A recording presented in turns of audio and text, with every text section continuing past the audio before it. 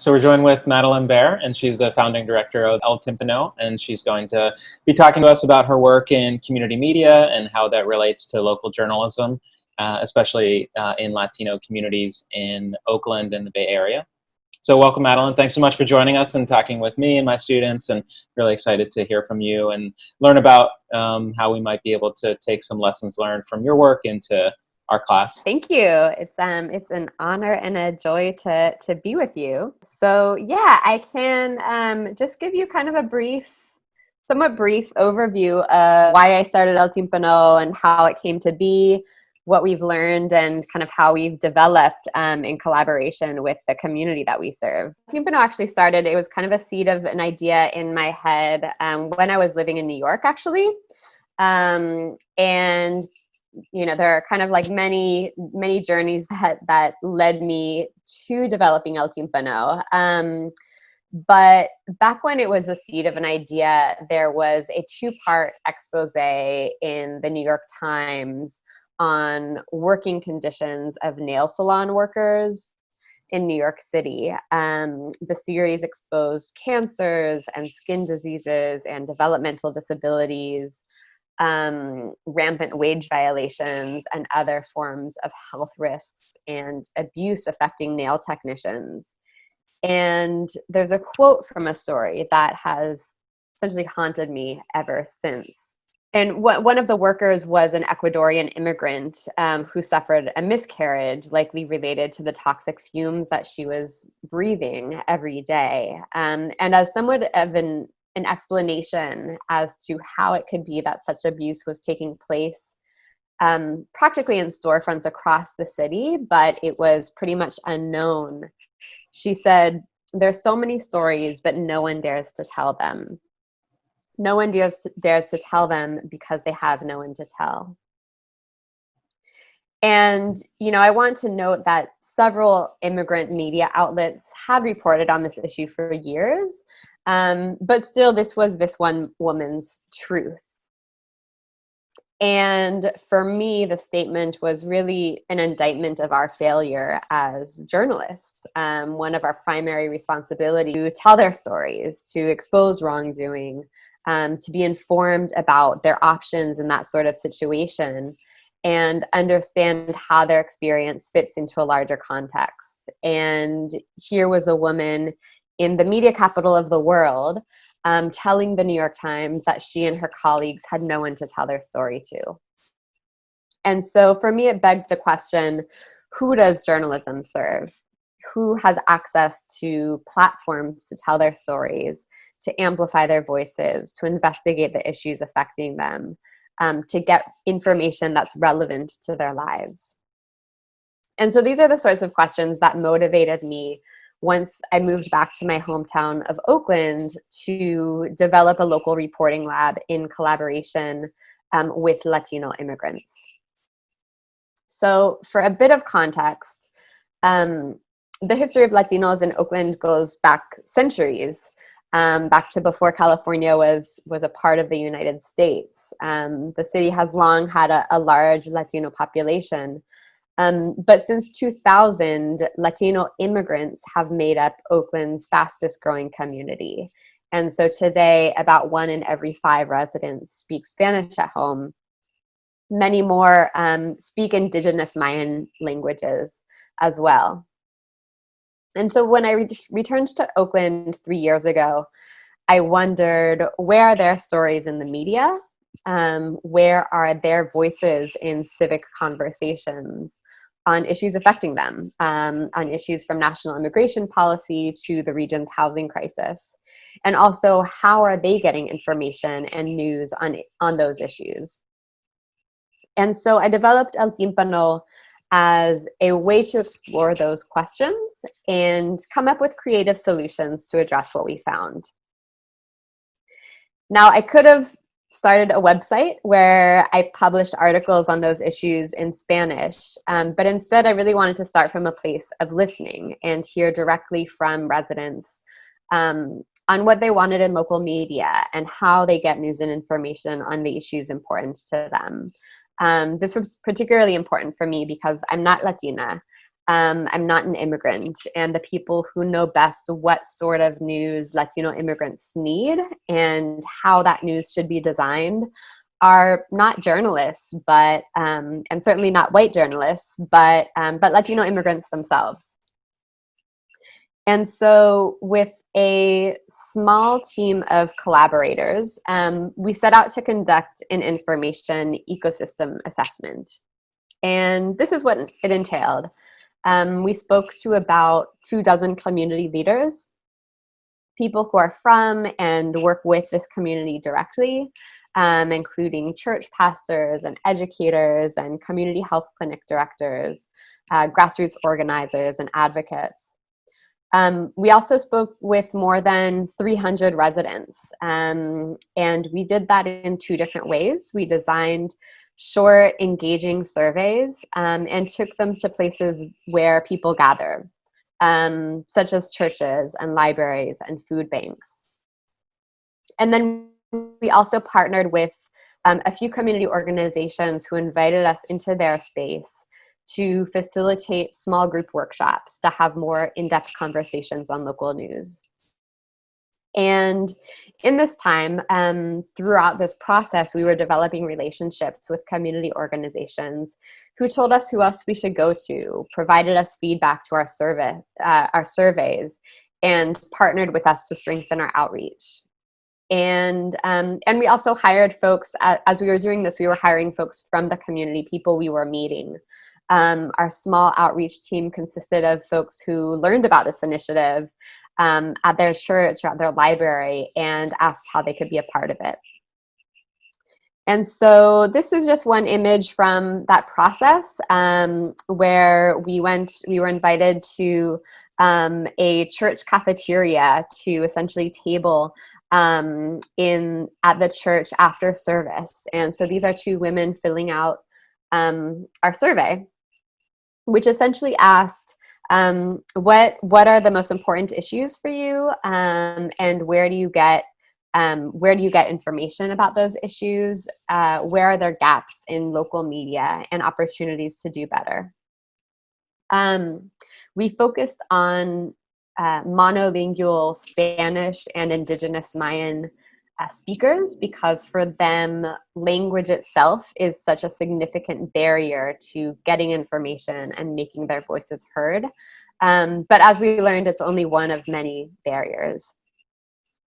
So I'm going to share, some of the things that we learned from this participatory research process. First of all, this community is hungry for more and better local news. The most common response to our survey question asking what people would change about local media was simply más información, more information. We spoke with so many people who are very engaged in their communities and hungry for more information. And it's not that there is not local news and information here in the Bay Area, but here's the thing. News and information needs to be accessible in the languages, tools, networks, and gathering spaces of diverse communities. And those used by Latino immigrants to share information are often very different from those used by the media, as well as municipal agencies and civic organizations. So when we asked people where they get their news and information, what they told us was trusted institutions, such as libraries and schools and churches and community organizations. They told us that cell phones are effective tools in disseminating information, and that websites, Twitter, Nextdoor, email are not commonly used. And what this means is that residents are often left out of conversations on issues that impact them, because news outlets and community organizations and municipal agencies often share information using languages and using channels that Latino immigrants don't use. Public forums happen in places that they don't know or trust, and invitations are shared through email and through Twitter. We also heard, the news isn't designed for people who aren't already in the know. This is a quote from a community advocate whose grassroots organization works with Latina domestic workers. And she said that when she explains policy proposals to her organization's members, she breaks it down into civic lessons, using diagrams to explain how the government works. Things like the steps that it takes for a bill to come into law, things that most working class immigrants don't know and which the news rarely explains. And she told us that simply making an effort to simplify the language in news could go a long way.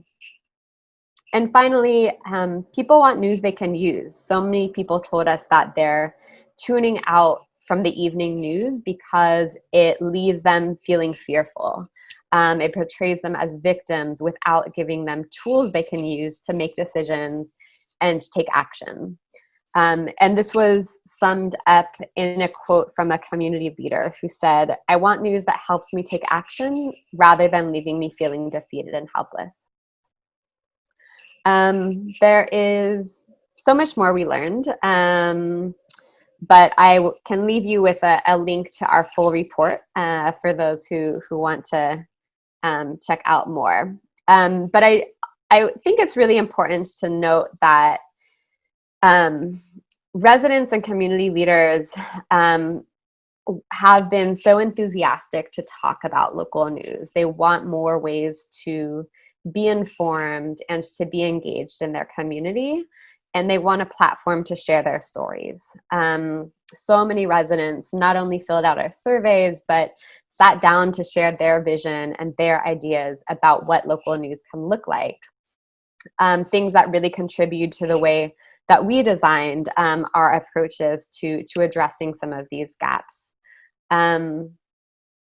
And so, with all of these ideas and with the relationships that we built throughout this process, El Tímpano has launched 2 different approaches to address local gaps in participatory Spanish language news. So I'll just give you a little taste of what they are. One is a community microphone. So we worked with a local artist to design an eye-catching microphone that we take to places where people gather, street corners and churches and library lobbies. And we launched this as a pilot, really focusing on the rising cost of housing. And so we invited people to step up to the microphone and share how they've been impacted by the rising cost of housing, and gathered more than 100 stories over the course of a month, and then collaborated with a few other media outlets to disseminate those stories. And then the second is a text messaging service, where we share actionable news and information via text message. So subscribers receive a text each week with information and resources on one particular issue, and are also invited to share with us, what other questions do they have about those issues? What has been their personal experience with that issue? We launched this as a pilot a year and a half ago. We relaunched it early this year, and it has grown to an audience of nearly 1,000 right now, where we've been sharing vital information with people, as you can imagine, all about COVID, as well as other pressing issues, really just directing people with resources, responding to their questions, and continuing to collaborate with other media outlets to amplify their stories and voices. So that is, I guess, if I'll just leave you with anything from my own journey, developing local news from the ground up, may it be this, simply that, the way news has always been is not the way that news needs to be. If you want your journalism to be accessible and of service, particularly for communities who have been ill-served by media, and marginalized by local news, look to how they're sharing information themselves, partner with local community organizations and community members, and ask yourself, how can my journalism provide a platform for those who have a story to tell? And I can share these resources in a follow-up. Thank you so much. That sounds super exciting. And I think, one question that comes to mind as I think a theme in a lot of your work is, journalism is an experience that people really directly engage with in the community, with the listening microphone, the Post-it notes at the forums. And so how has your work been complicated in the pandemic times, and how are you trying to maintain that level of engagement given that those activities are not able to take place? Yeah, it's interesting to hear you reflect on that. I haven't thought of it quite in that way, but I love it. Journalism as an experience. It's certainly participatory, and one reason we have focused on those really ways of connecting with people in person is because we need to build trust. There's such a lack of trust, or simply a lack of relationships at all between community members and the media. And so, we decided, or we learned early on that if we want Tímpano to be a reliable resource that people can trust, and particularly people who are from a community that has a lot of fear instilled by simply the rhetoric of the current administration, we really need to develop a relationship for them to trust us. And so, one of the reasons that, we want to pair our text messaging service with the sort of in-person engagement and experience of a community microphone is so that people can see us and get to know us, know that, we're from Oakland, we're a part of this community, ask us questions, and develop that sort of awareness and relationship. And so, the pandemic has certainly affected those strategies. We were planning to take our community microphone back out in the spring to talk with people about about identity, and share with people information about the census. That plan has obviously been put on hold, but we have, because of the relationships that we've already built with a number of community organizations, we have continued to do in-person outreach, with a particular objective of growing our text messaging audience, just because we know that, as I mentioned, so many of the community members that we serve don't have access to computers, to websites. They're not digitally savvy. And because of the pandemic, so, even more information is now online and in channels that are inaccessible and continuing to exclude this community. And so it's been really important for us to grow our text messaging audience to make sure that information gets to the people who need it most. And so we have actually been partnering with schools and libraries and community clinics and other community organizations to do in-person outreach where people are gathering, which has been primarily food distribution sites. Mm-hmm. Yeah, I think that's such an important point. I think a lot of times when new news initiatives get started, the the idea is to create a website or a Twitter account or a Facebook or a YouTube. And I think the inclination is that everybody is connected, but I think it depends on the community that you're working with and who it is you're trying to serve. So doing that kind of research to figure out exactly where people are, how they're getting information is crucial to kind of thinking about which platform and which format and medium you choose to use. Exactly. And, we publish all of our research in a report, and have, we've heard from people from across the country that they're using that to really help them think through how they can better engage with Latino immigrants in their communities.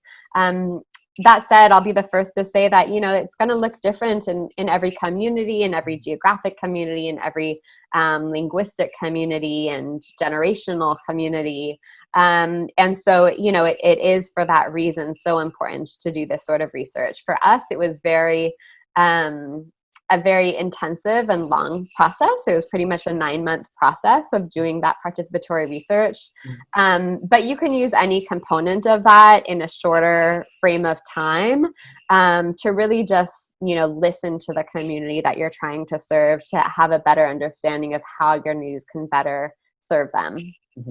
Yeah, and one thing I'll ask that I think maybe journalists or journalism students listening to some of the conversation around participation and engagement, collaboration, looking at it really as a partnership, might wonder about the ethics of reporting with a community that you have such a vested interest in. So how do you maintain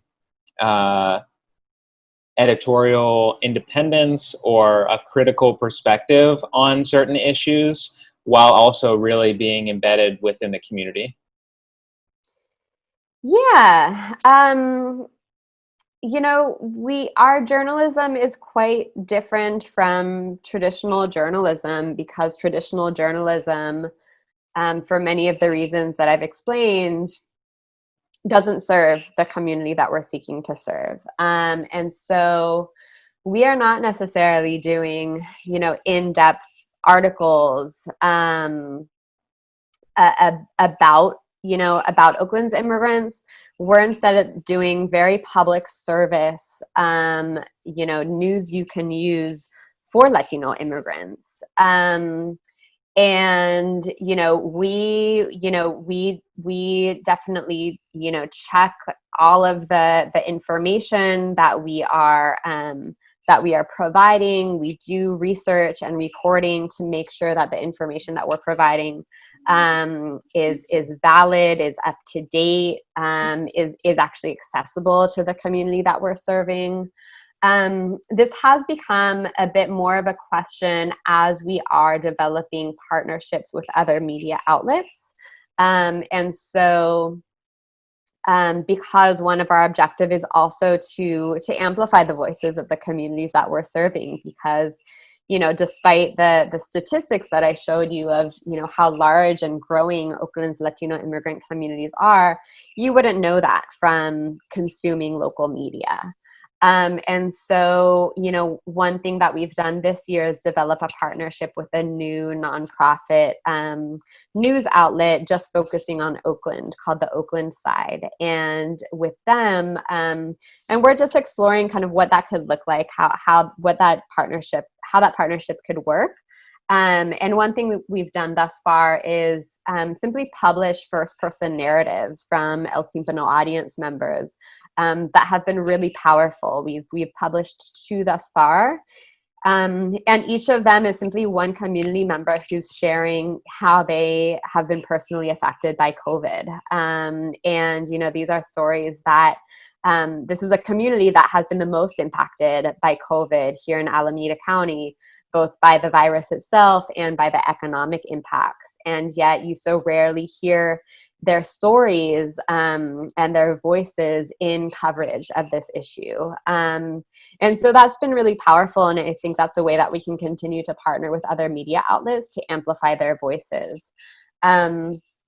I think, one situation where the questions around ethics may come more into play is that we're also partnering very much with other community service providers, because we really see, our understanding is that journalism is a public service. And so, similar to the local community health clinic, the economic development organization. So for instance, there's a racial equity, a racial disparities task force that is bringing together different service organizations and agencies to come together and work in real time to address racial disparities in COVID in the region. And that's something that I think El Timpano is going to be a part of, because essentially we are working on addressing inequities in news and information. And so as we work as a partner with other community service providers, then it does become a little tricky as to, then if we report on how those other service providers are doing in the role that they're playing in our community, that's where I could see, that there being some trickiness around just kind of how we navigate those different roles that we play.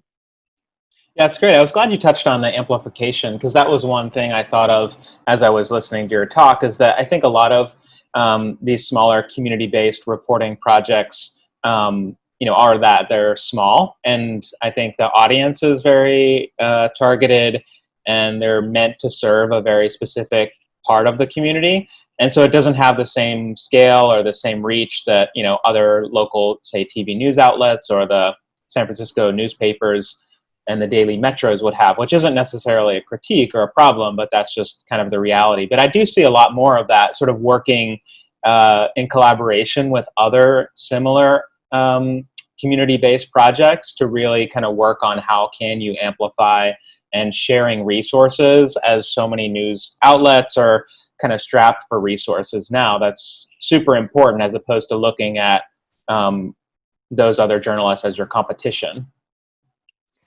Yeah. It's like beyond time for us to look at each other as competition, because everyone is strapped for resources, and and there's so much that we can do working together. And yes, that's something that I've seen a lot of is, in looking at Spanish language and other immigrant serving media, there's very much a silo, and you look at, the issues that are covered in Spanish language media, and then the issues that are covered in English language media in the same region, and they're completely different. And again, like, that makes sense because they're serving different audiences. But I think the larger news outlets that you've named, they think of themselves as covering an entire region. And so if they are not covering the issues that are within the immigrant communities, then they're really not. And particularly in 2020, when, COVID, as well as the racial justice uprisings, are particularly impacting communities of color, that gap, if they don't have trusted relationships in those communities that are most impacted by these issues, then they're missing, some of the biggest stories taking place. And so, yes, we've done a lot of work to build relationships with other news outlets, talk with them about what we're doing, talk with them about their own gaps and challenges in covering immigrant communities. And, we're hoping to work with a few more media outlets, including public radio, to find ways to work together to better, both to better serve, Latino immigrant communities, but also to better amplify their voices and their stories and cover them for a wider audience. Mm-hmm. Yeah, and then I think the final area that I just like to touch on here is the sustainability of the project itself. And the business of news has been so disrupted in the past 20 years, even kind of before, there were issues with newspapers and the internet sort of taking a toll on local news and creating news deserts where there is no quality news and information provider. And so what are you doing to make this a sustainable project, and looking at membership models, foundations, grants? I know there are sort of hybrid models that different outlets try to lean on, but what is kind of working for you on that side? We are trying to find an answer to that, as we speak. It's certainly not easy. What I will say is that, a lot of the business models for local nonprofit news outlets are really catered towards outlets that serve affluent audiences. When we talk about memberships, when we talk about live events, and even advertising, anecdotally, but also research studies have shown that, the most successful and the sustainable local news outlets are those that serve affluent communities. And so that, that's why you see many more nonprofit news outlets that serve affluent communities. We're really seeking to address that. And, it's thus far, El Tímpano has grown thanks to grants, but primarily project-based grants, which really doesn't support sustainability because you're just hopping from one project to the next without the ability to really strategize and create long-term plans and really work to invest in those long-term plans. So that's what we're seeking to do right now. This year has brought much needed attention to the gaps and inequities in news and information for communities of color. And so, we've been blessed to get, a lot more grants this year. My concern is that, once we're on the other side of this pandemic, that attention will go away. So, we're seeking to find an answer to that question.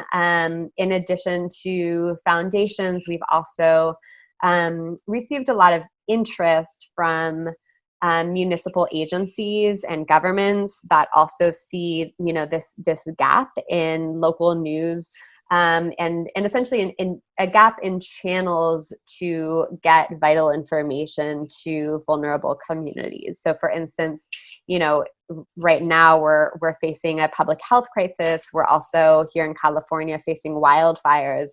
Those are just two examples where, there's a need for timely and urgent information to reach, all community members, and particularly the most vulnerable community members. And so if there are not central and reliable channels that are trusted among those communities, then that really puts the entire public at risk. And so we're also in talks with folks at City Hall, with folks in the state of California, who are really interested in what we're doing and in finding ways to support that. Yeah, that's such a crucial point about the municipal agency supporting this and seeing, journalism as a vital public service that fosters civic participation. And here in Massachusetts, we're kind of working on putting a commission through the state legislature that will, have a panel study the state of local news and then hopefully provide findings and suggestions for things to do. And so I think with the rise of misinformation and conspiracy theories and alternate realities, I think doing these kinds of projects, I think you can draw that link between the erosion of trust in journalism and local news availability and the problems we're kind of seeing in our political institutions. Oh, definitely. Yeah, we've definitely seen misinformation, spreading among immigrant communities, disinformation targeting immigrant communities and other communities of color. And one thing that I didn't mention when I was talking about our participatory research prior to launching El Timpano, one other thing that we did was really immerse ourselves in public forums taking place in Oakland. So, the sorts of forums that city council members organize or municipal departments organize to really share information with local residents to get their input on local issues.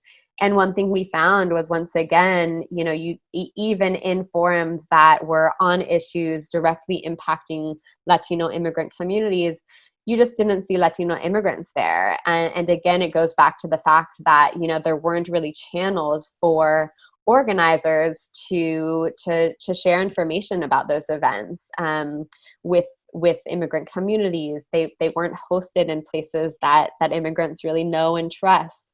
And so we have partnered in a few different ways with municipal departments, other direct service organizations, to simply share information about how you can share your input about local issues, where there are public forums to participate in those conversations. So there's a definite interest and an investment in local news among local elected leaders. Excellent. So thanks so much. I don't have any other specific questions, unless there's anything else that you think we should talk about or you think we missed or you wanted to go back to. No, I think we covered it. Yeah, that's great. I'll follow up and share links to some of the resources that I mentioned. Okay, great. And thanks again. I really appreciate the time. Good luck moving forward with the project. Curious to kind of hear how things move forward. Great. Yeah. Let me know if I can ever be a resource, and best of luck to your class and the work that you're doing.